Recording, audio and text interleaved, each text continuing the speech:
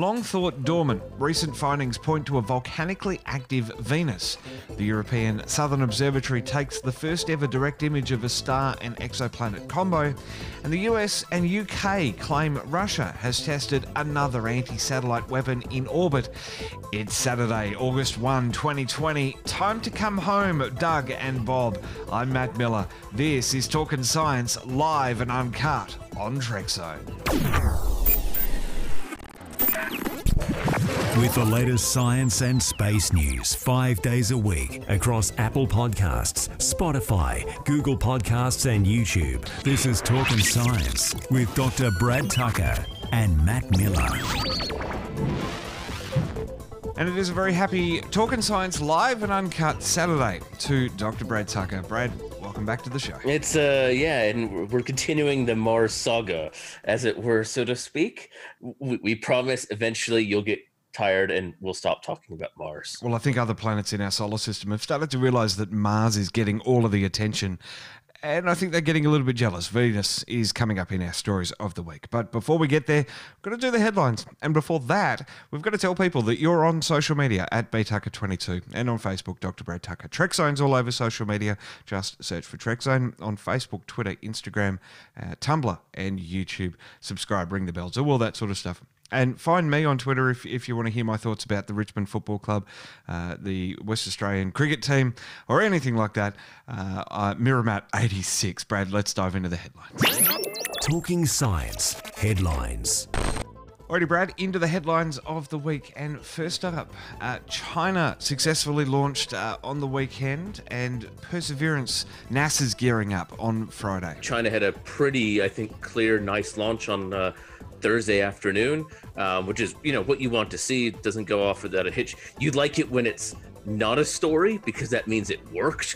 Exactly. And so far, Perseverance seems on track for a Thursday 9:50 p.m. Australian Eastern Time, Thursday day US Eastern launch. So hopefully there's no weather delays for it to take off. SpaceX has successfully recovered the two halves of Falcon 9's fairing for the first time. They've been trying this for quite a while, much the same as returning those boosters to the drone ships. They've successfully done this for the first time, and they reckon they're going to be saving about $6 million per launch. Yeah, look, it's kind of one of those last bits that they've wanted to make reusable. Now, it's the cheapest bit to make reusable, which is why they focus on the boosters and stuff like that. But it's great to see that they're able to recover it. So, again, the more it's recovered, the more it's reusable, the cheaper it is, because you're not making it every time. Therefore, if it brings every launch down by $6 million, that's a lot of money. So it's not just a few dollars. I mean, it's couch change to Elon Musk, but it's still $6 million. Absolutely. And of course, our last headline, jam-packed headlines.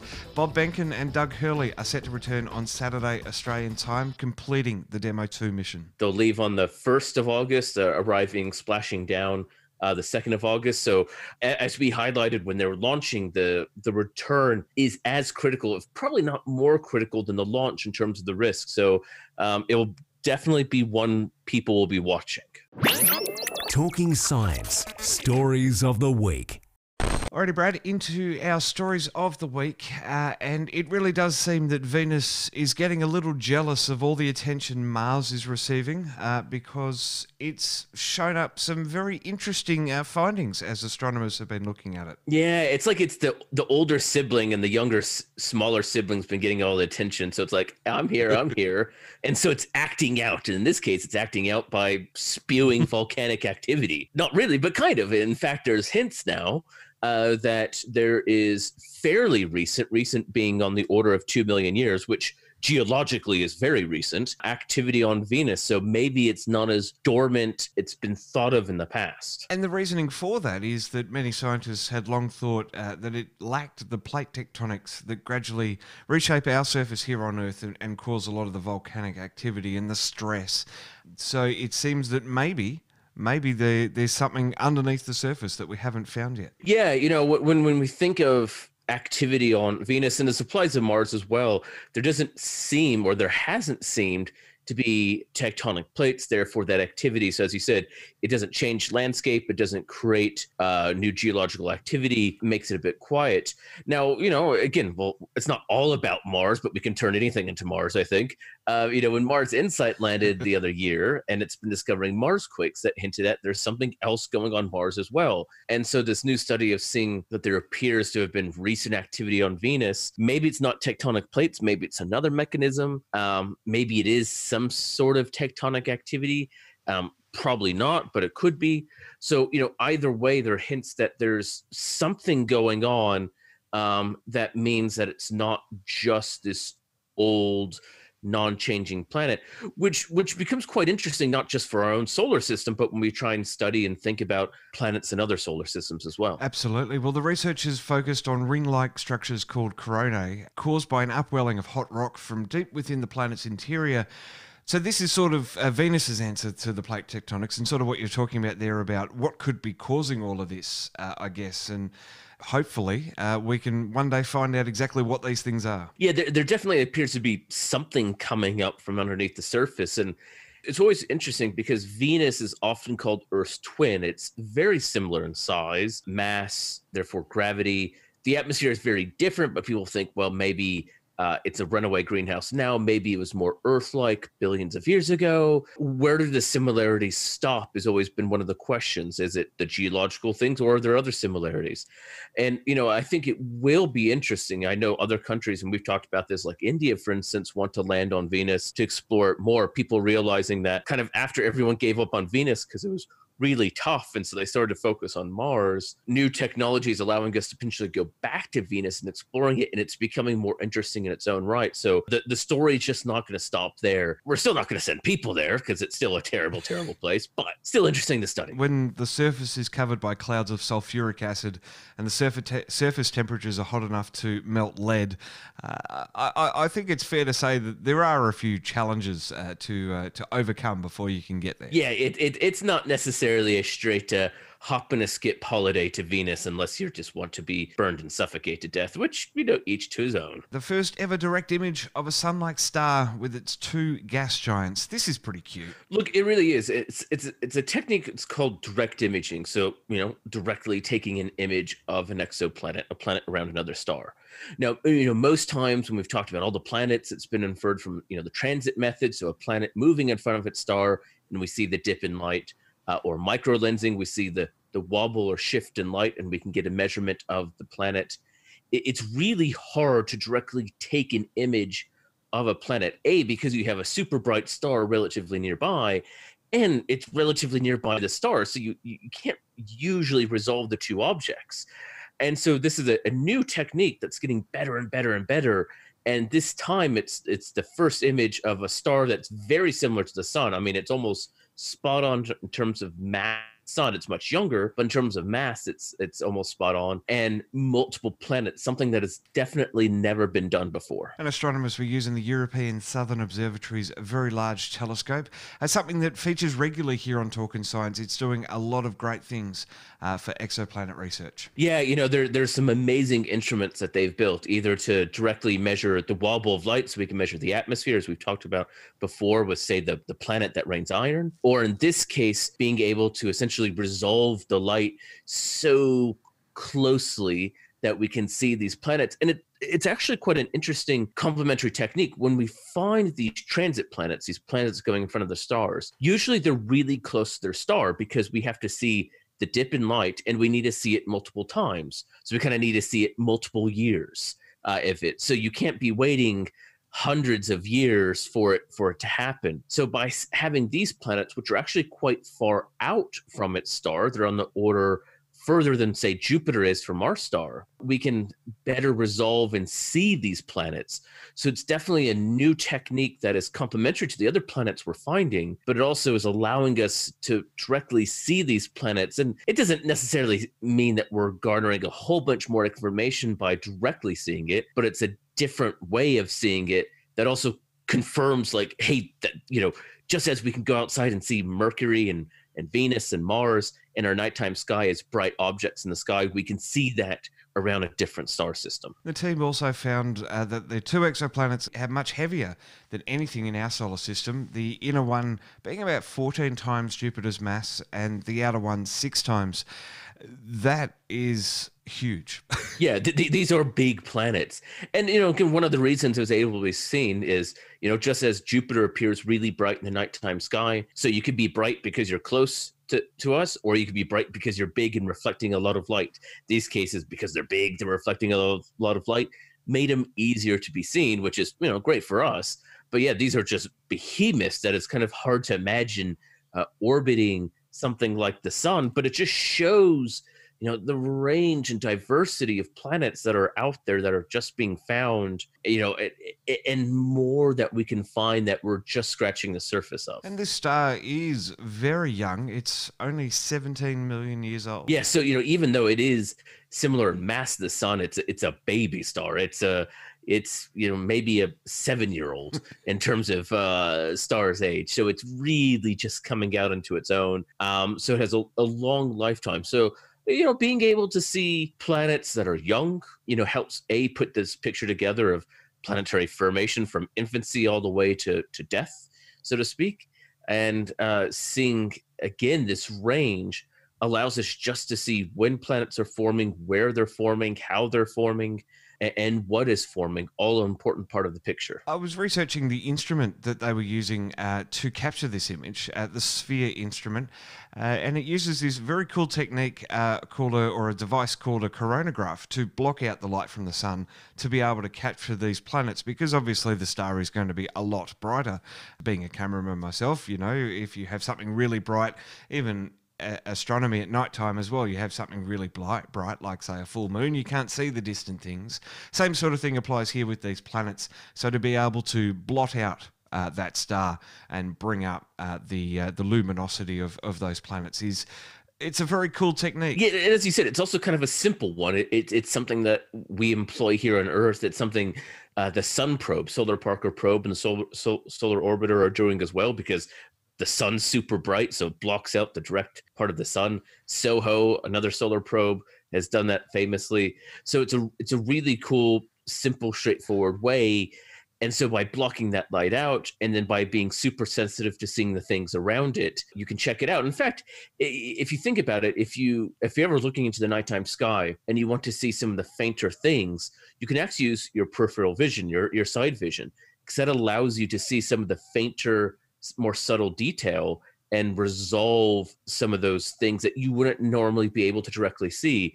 So it's a cool just combination of simple optics and physics to be able to do this awesome discovery. And Brad, our final story of the week, we're heading off to Russia. Moreover, we're heading up into orbit above Russia.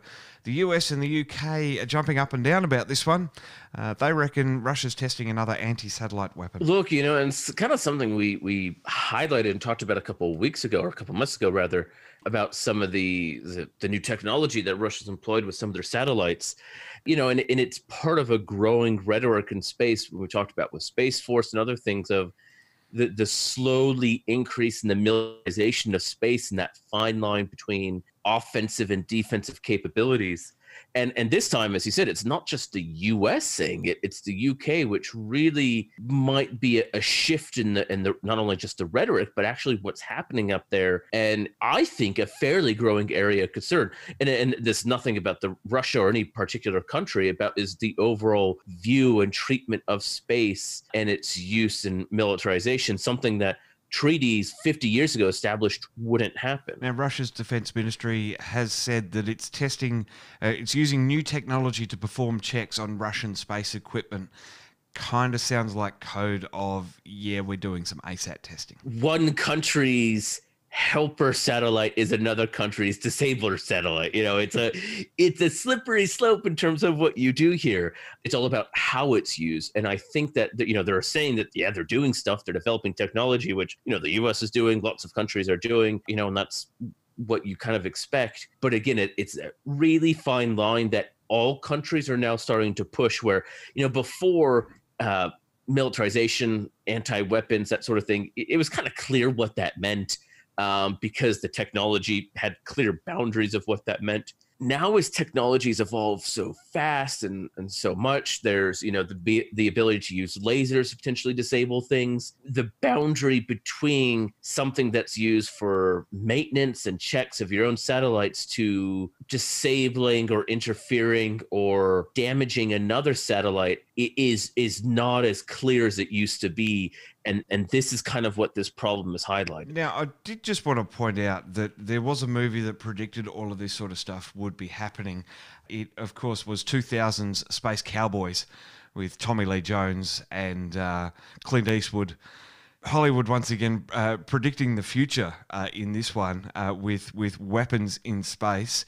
There are 100 countries that have signed the treaty that you mentioned, saying that outer space is to be explored for purely peaceful purposes.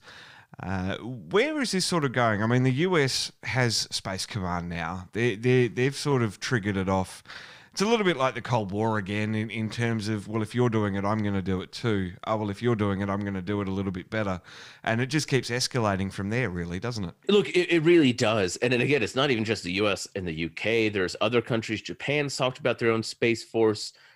France, lots of groups are talking about it and implementing more strategic things. And I think part of the problem, problem's maybe not the right word, but probably the issue is the growing need and dependency on satellites. It's very different than it was 40 or 50 years ago, where now, half the stuff we do is just satellite based, especially in global connectivity and defense. So that means there's just kind of a natural slope into defense and militarization of space. So then, kind of you're pushing the bounds of where these lines are. And as you said, well, if you could do that, then I can do this. Oh, you do this, so I surely can do that. And it's all going to be about how groups work with the UN Office for Outer Space Affairs and Canopus, the two UN bodies that regulate space, that control space, that are, kind of that neutral mediator in terms of space interaction. How well do these groups interact with it? How well do these groups cooperate with those policies? I mean, it is worth noting that the US and Russia were going to talk about this in Vienna, I think later this week or early next week about this discussion. So it isn't at the point where, it is purely Cold War, full arms escalation. But as you said, this is how it ramps up. So it is interesting to see how it plays. And obviously it does also come down to the leaders themselves. And again, not putting political bias or country bias here. When someone's in charge, if that's the saber rattling, if that's the issues they're going to push, those are the issues they're going to push. If they're not, they're not. So it really is one that is going to change quite rapidly. And then just to throw out added complexity, how private companies fit into this and whether, and we've seen this before, oh, that's not our government. That's a private company in our country. We don't control it. Well, so far, only 4 countries, Russia, the US, China and India, have demonstrated anti-satellite capabilities, and there is no treaty banning or limiting such weapons. But there are growing calls for such a treaty, and it might be something that hopefully gets done before a major escalation and, say, one country takes out another country's satellite on purpose or by accident, leading to something bigger, as we're sort of alluding to here. Yeah, it's a lot like the nuclear arms kind of treaties and discussions in the 70s and the 80s where, everyone's doing it. So you're trying to also create controls to say, well, we know what we can do, so let's limit it and let's be fair about it, those sorts of things. And you hope that's the positions that people are going to take. And as you said, I think that's what will happen, but that's kind of what it is. Space wars is kind of like the new nuclear war, and it seems far-fetched, but it is really not when you see how fast the technology is and how big the need of space is on Earth and the conflicts that can happen. You can just see the writing on the wall, so you do hope more sensible, cooler policies do prevail. Thanks, Brad, for another week of looking at the science and space news. Let's do it all again from episode number 425. And we promise there will be less Mars news.